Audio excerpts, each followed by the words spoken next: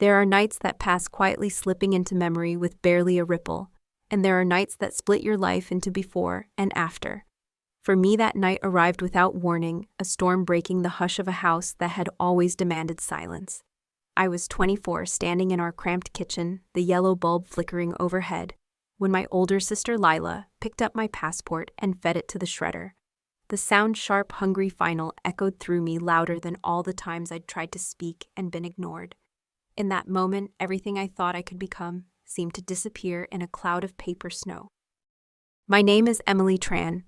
If you'd seen me that evening, you might have mistaken me for just another quiet daughter in a busy American household, a girl who kept her dreams small to fit into narrow spaces. But what no one saw was how 5 years of hope and hustle led to that shredded passport.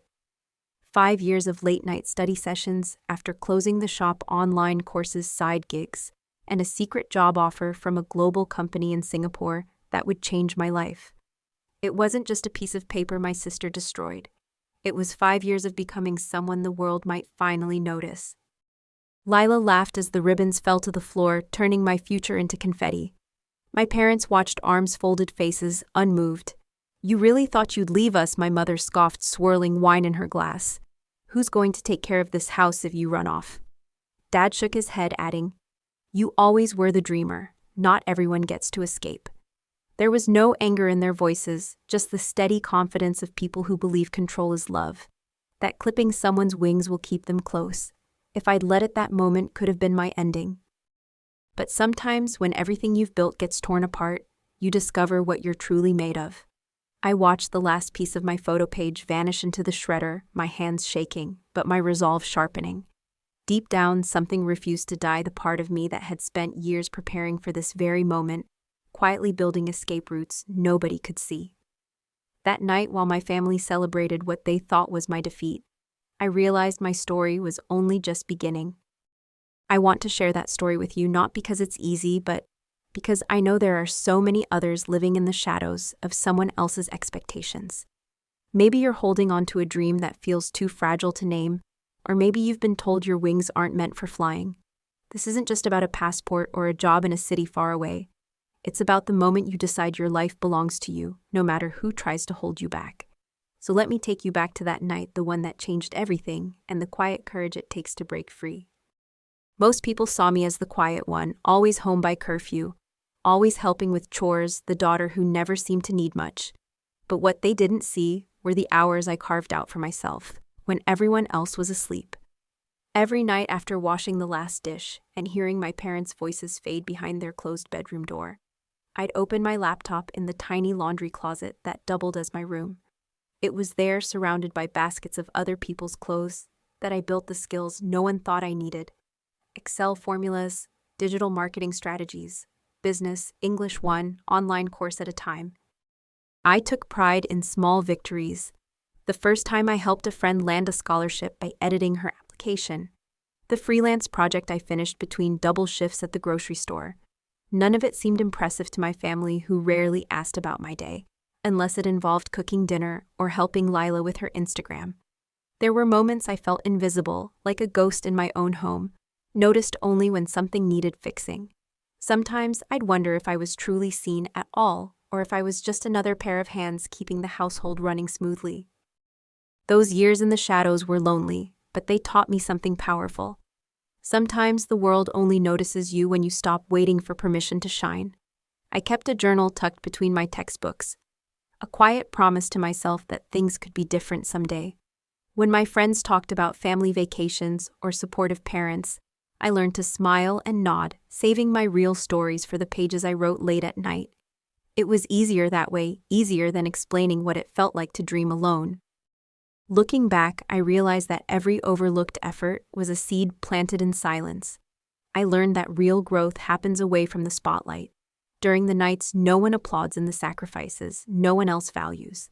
It's easy to mistake being unnoticed for being unworthy. But I discovered the truth is simpler. Some journeys are meant to be quiet, at least in the beginning. That silence can be a sanctuary, a place where you find your own voice before the world is ready to hear it.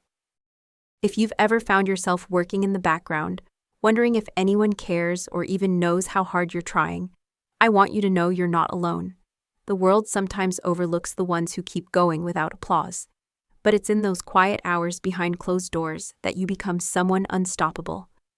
That's the lesson those 5 years in the shadows gave me. Don't wait for anyone else to notice before you start building the life you want. Give yourself permission to grow even if no one's watching. And so, as the sound of the shredder still echoed in my memory, I reminded myself of everything I'd built in the dark, every skill, every late-night victory, every quiet hope that refused to die. The world hadn't seen it yet, but I had. In the next part of my story, I'll tell you how being invisible in my own family became the very thing that helped me see the truth behind our walls. The way favorites are chosen, illusions are built, and what it means to finally step out of the shadows. In every family, there are stories no one tells out loud, patterns that run quietly beneath the surface, until one day you finally see them for what they are. For us, it was the illusion of fairness, pretending everyone mattered equally, while the truth played out in subtle daily rituals. My sister Lila was the golden child. She got the new phone before anyone else, the car for prom, the birthday parties at fancy restaurants. She was praised for her potential and talent, words I only heard when I was being reminded to help her with something. It wasn't just about material things. When Lila started posting photos online and calling herself an influencer, our parents cheered her on. They helped her set up photo shoots in the backyard, bought her followers, and even paid for professional editing apps. Meanwhile, I was the one behind the camera, fixing the lighting, writing clever captions, and cleaning up afterward. The work I did was invisible, just part of being the helpful one. In our family, Lila's dreams were a group project, but mine were seen as selfish distractions. At first, I thought this was just the way families worked. Everyone played their part, and maybe one day it would be my turn. But as the years went on, I started to notice how this pattern shaped everything we did. If Lila failed a test, it was the teacher's fault. If I missed a chore, it was proof I was ungrateful. She was encouraged to take risks, to make mistakes, to find herself. I was expected to be careful, reliable, and grateful for whatever I was given. It was as if we were living two separate stories under the same roof. This kind of favoritism isn't just about siblings fighting over attention. It can shape the way you see yourself long after you leave home. I remember reading about the golden child and the invisible child in a psychology article and feeling a shock of recognition. Suddenly, so many moments made sense. The pride I felt when I finally got a compliment, the way I downplayed my own achievements, the quiet resentment that sometimes simmered beneath my smiles. It wasn't about not loving my sister. It was about learning to love myself in a house that made it so easy to disappear. If you've ever felt like you had to shrink yourself to fit someone else's spotlight, know that you're not alone. Families, like people, are complicated. They can build you up, but they can also teach you to doubt your own worth. The lesson I learned was this: don't let anyone else's story become a cage for your own dreams. You have value, even if it isn't always recognized right away. Realizing this truth was like opening a window in a stuffy room. For the first time, I began to see my family clearly, not just as the people I owed everything to, but as individuals with their own fears, blind spots, and mistakes. That clarity became the spark for my next steps. In the following part, I'll share how I quietly began to build my own escape routes, lessons in resilience and hope, even as the world around me stayed the same. When you live in a world that insists your place is in the background, rebellion doesn't always look like slamming doors or shouting matches. Sometimes it's quiet, invisible. A private vow whispered late at night, a secret hope tucked into the corners of your mind. For me, rebellion was a steady collection of small plans. I saved every extra dollar from part-time jobs, opened a hidden bank account, and kept a folder of all my achievements in a locked drawer. I signed up for webinars under a different email address, studied grant applications in secret, and made sure I always had backups for every important document. There was a certain thrill in this secret life, a private sense of progress even when no one else cared or noticed. I remember the nerves in my stomach when I mailed my application for Canadian citizenship, knowing that my father's birthplace could finally become my way out. It took months to gather the paperwork, longer still to wait for an answer. There were setbacks, lost forms, missed deadlines, and days when I wondered if all this planning would ever pay off. But each small step was a rebellion against the roles my family assigned me. I learned to hide my intentions behind smiles and quiet compliance, If anyone asked what I was working on, I'd say I was updating my resume or practicing English for fun. The truth was that every new skill, every Excel formula, every marketing case study was another brick in the foundation of a future I was building for myself, one no one could take away. Sometimes I'd watch Lila bask in the spotlight our parents created for her, and instead of envy, I felt determination. If no one was going to open the door for me, I would have to find a window. Real escape, I realized, is rarely a single dramatic leap. It's a series of small, almost invisible choices, saving instead of spending, saying maybe instead of no, sending one more application even when you're exhausted. Too often people wait for a miracle or a sign that things will magically improve. I learned that hope is something you build, not something you wait for. It's forged in the quiet moments, in the choices you make when no one's watching. If you find yourself trapped by someone else's expectations, remember rebellion can be as simple as believing in a future only you can see. My quiet preparations became a source of strength. They reminded me that even if the world around me stayed the same, I was changing. I was growing stronger, more resourceful, more certain that I was meant for more than my family could imagine. That sense of secret progress gave me the courage to keep going even on the hardest days. And so, every small act of defiance added up until one day, my quiet rebellion was ready to become something bigger. In the next part of my story, you'll see what happens when the need for escape meets the power of truth, when the hidden groundwork finally breaks through the surface, changing everything in a single unforgettable night. There comes a moment in every quiet rebellion when secrets can no longer be hidden, and the truth insists on being seen. For me, that moment came unexpectedly, sparked by a mixture of fear and hope. After years of hiding my dreams and preparing my escape, I realized that if I didn't protect myself, no one else would. That's when I decided to document everything, the taunts, the threats, the casual destruction of my hard work. It started small, recording voices on my phone or snapping photos of torn documents. But those digital memories became my shield against the stories others might tell about me. It wasn't easy holding up a mirror to my own family's worst moments. There were nights I hesitated, doubting whether it was right to record the people I still loved, even as they tried to cage me. But I remembered the countless times my words had been twisted or erased, how apologies were demanded for wounds I didn't cause. In those moments, my recordings became more than just evidence. They were a way to reclaim my own narrative. They were proof that my struggle was real, that what happened behind closed doors mattered even if no one wanted to talk about it. The turning point came the night my passport was shredded. With my phone propped on a shelf, I captured every cutting word, every mocking laugh. It was a moment of heartbreak, but also a moment of clarity. I was done letting others write my story. Sometimes the truth is the most powerful tool we have, especially when it's uncomfortable. I wasn't trying to hurt anyone, but I needed the world to see what I had endured, to understand that survival often means telling hard truths, even when your voice shakes. Looking back, I know many people have faced similar crossroads, where loyalty to family is pitted against loyalty to yourself. The lesson I learned is that self-protection is not betrayal. It is courage. We grow up hearing that family always comes first, but real family never asks you to disappear for their comfort. By recording my reality, I gave myself permission to exist fully, to demand honesty in a space that tried so hard to erase me. It was scary, but it was also the first time I truly felt free. As the footage uploaded and my heart pounded in my chest, I understood that sharing my truth might change everything, not just for me, but for those who came after. In the next chapter of my story, I would step out of the shadows, facing the pain of leaving home behind. The path ahead was uncertain, but for the first time, it belonged entirely to me. Walking out that door, suitcase in hand, was nothing like the dramatic movie scenes I'd pictured late at night. There was no triumphant music, no final word that silenced everyone.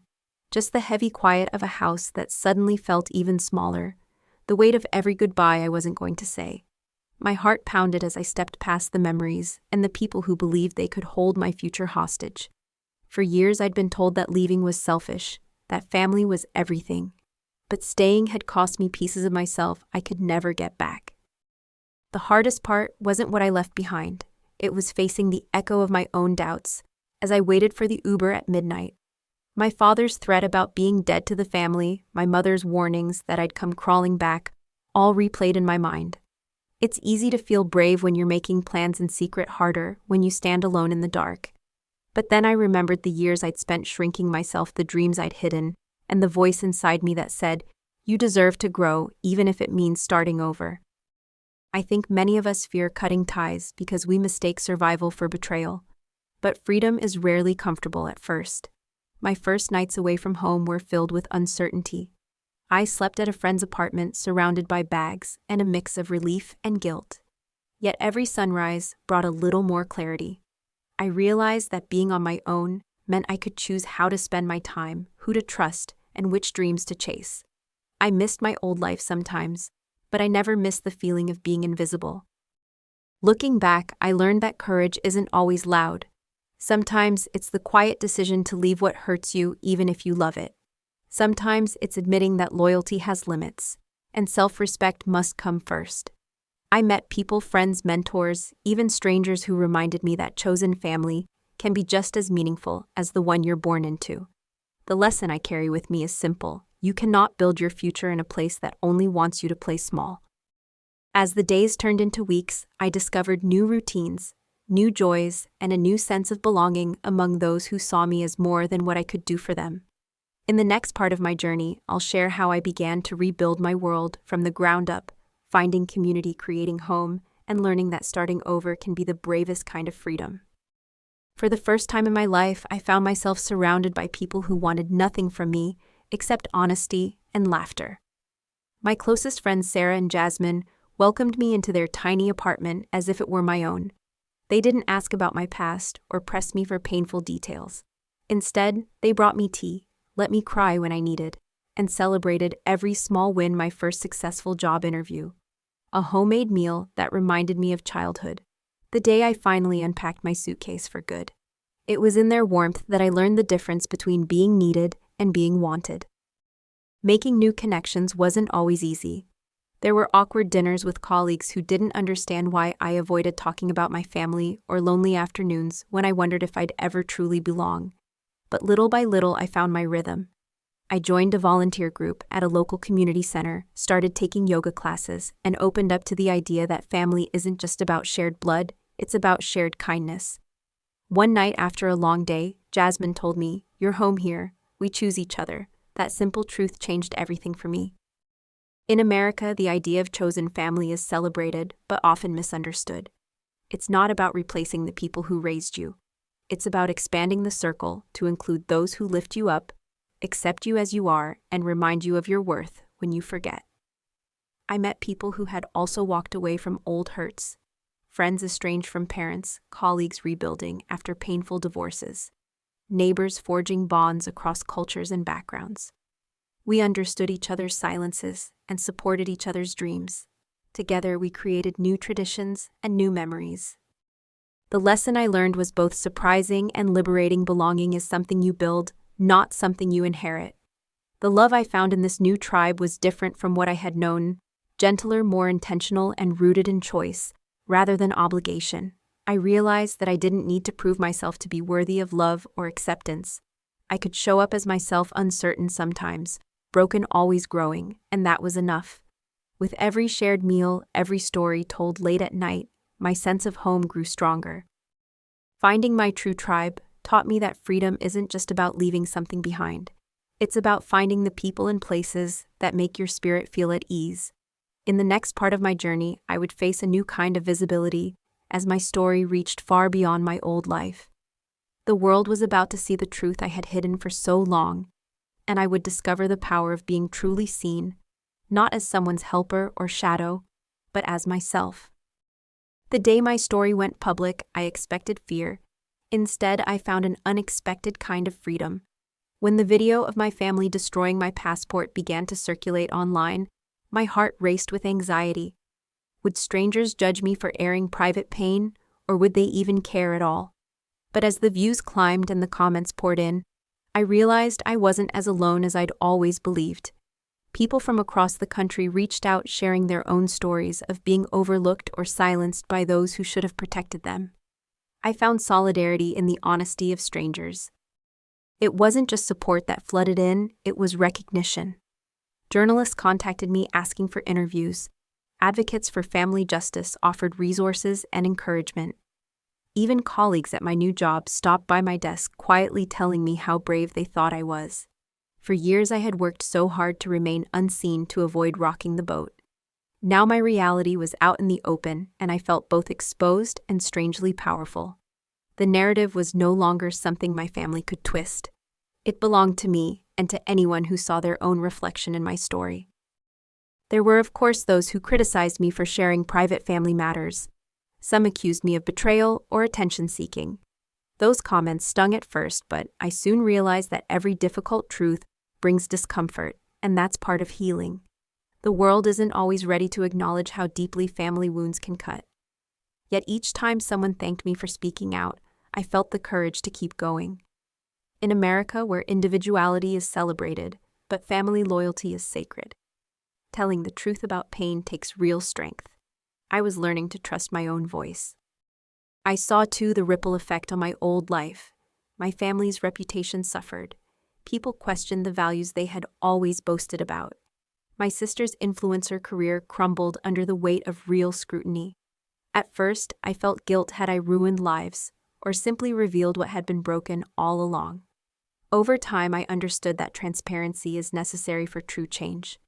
By speaking up, I created space for my own healing, and maybe, just maybe, for theirs too. We can't fix what we keep in the dark. The lesson was clear: freedom is found not just in escape, but in honest self-expression. When we allow ourselves to be seen messy, imperfect, but real, we invite others to do the same.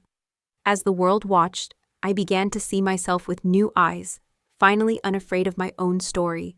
And in the next chapter of my journey, I would discover what it means to truly build a life from the ground up, facing new challenges in a new land, and learning how to soar on my own terms. Starting over in a new country is both thrilling and terrifying. In Singapore, every street felt unfamiliar, every custom a small mystery. My first weeks were filled with little mistakes: boarding the wrong train, misunderstanding a coworker's accent, getting lost on my way home from the supermarket. Even simple things like ordering coffee or greeting a neighbor made me anxious. At night, the city lights sparkled outside my window, but inside I felt the ache of homesickness and wondered if I'd made the right choice. Building a new life, I learned, means letting go of comfort to embrace the unknown. Work offered its own challenges. My new job demanded more than just skill; it required confidence I wasn't sure I had. There were times I stayed late, struggling to understand complicated reports or to present ideas in meetings filled with seasoned professionals. I worried I would always be behind, always an outsider. But I also found small victories. A project completed ahead of schedule, a thank you note from a client, an invitation to lunch with colleagues. Each success felt like a tiny root, anchoring me in unfamiliar soil, a reminder that growth comes slowly, one day at a time. Outside of work, I joined a group for newcomers to the city. At first, I listened more than I spoke, letting the stories of others wash over me: tales of lost love, new beginnings, the loneliness and hope that come with leaving everything behind. Gradually, I made friends who understood what it meant to start over. We explored the city together, shared meals, and supported one another through setbacks and celebrations. I realized that even in a place where no one knew my past, I could still build genuine connections. Home, I discovered, is not a place, but a sense of belonging. Looking back, the biggest lesson was patience with the process, with others, and especially with myself. There were days I missed my old life, even the parts I thought I'd never long for. But each day I stayed, each challenge I faced and overcame made me stronger and more certain of my path. I learned to measure progress not by big leaps, but by the quiet courage it takes to keep moving forward even when the way isn't clear. Triumph, I realized, is sometimes just surviving and finding moments of joy along the way. As I settled into this new chapter, I felt a different kind of pride. Not the loud, showy kind, but a gentle certainty that I was building something real. The girl who once hid in the background had become someone who dared to start again, even when it meant stumbling. In the final part of my story, I'll share the lessons that carried me through, the wisdom that comes from flying free, and the hope that anyone, anywhere can do the same. Looking back on my journey, I see not just the pain and struggle, but a mosaic of small victories that built the person I am today. Each night spent studying in secret, every quiet rebellion, and all those moments I dared to hope together. They became the foundation for a new life. Leaving my family behind was one of the hardest things I've ever done, but it opened the door to finding my true tribe and learning to build home wherever I landed. Healing wasn't instant. It came in gentle waves, teaching me patience, self-respect, and the courage to trust my own voice. The lessons I gathered were simple but powerful. You don't need permission to grow beyond someone else's expectations. True family lifts you up, not holds you down. When you build something for yourself, no matter how small, it's yours. And that sense of ownership can be more freeing than any inheritance. I learned that freedom is more than just escaping a place. It's stepping into the world as yourself, unafraid of what others might say. Mistakes and setbacks will happen, but each one can be a stepping stone towards something better. If you find yourself standing at the edge of a new beginning, afraid to leap, remember you are stronger than you think. The world is wide, waiting for you to unfold your wings. Your dreams matter even if they're invisible to others right now. Let your story be messy, imperfect, and uniquely yours. It's never too late to build the life you want, and it's never selfish to choose healing over hurt. Every city, every new connection, every hard-won lesson, these are the pages of your own book, and you get to write the ending. I hope my story reminds you that no matter how tightly anyone tries to close the door on your future, you can always find a window. Trust in your quiet progress, in your resilience, and in the kindness you give and receive along the way. Whether you're escaping shadows or stepping boldly into the sun, you are worthy of joy, love, and belonging. We all are. And sometimes the courage to fly comes not from grand gestures, but from the simple act of believing you deserve more. If this journey resonated with you, I'd love for you to join our growing community. Please subscribe, like, or share your thoughts in the comments below. Your story matters, and your voice might be exactly what someone else needs to hear. Let's lift each other up, spread hope, and remind the world no one is meant to live in the shadows. Together we can soar.